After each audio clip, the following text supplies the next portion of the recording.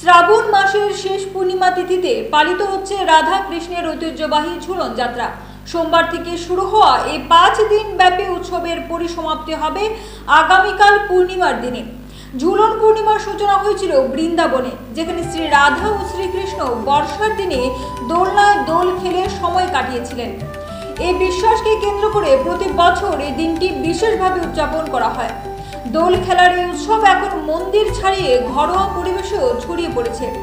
ভক্তদের মতে এই পবিত্র দিনে রাধা কৃষ্ণকে দোল খাওয়ালে জীবনে প্রেম ও শান্তি আসে, বৈবাহিক সম্পর্ক মজবুত হয় এবং জন্মচক্র থেকে মুক্তির আশীর্বাদ পাওয়া যায়।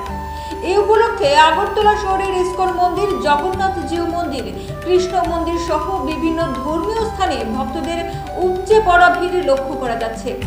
ভক্তরা পরম ভক্তি ও আনন্দের সঙ্গে রাধা কৃষ্ণকে দোলনায় বসিয়ে দোলাচ্ছেন।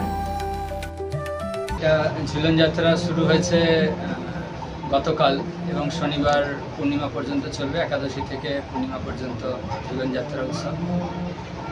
আর আমরা ফলো করি বৃন্দাবনের সমস্ত গোপীদেরকে। আজ থেকে 5539 বছর আগে বৃন্দাবনে পূর্ণমাসী দেবীর তত্ত্বাবধানে সমস্ত ব্রজ গোপিকারা রাধা রানী এবং ভগবান শ্রীকৃষ্ণচন্দ্রকে দোলনার মধ্যে বসিয়ে তাদেরকে দোলাতেন। তো সেই পরম্পরা আজও আমাদের ইস্কন সমগ্র বিশ্বের মধ্যে সেই যে ধারাকে অব্যাহত রেখেছে।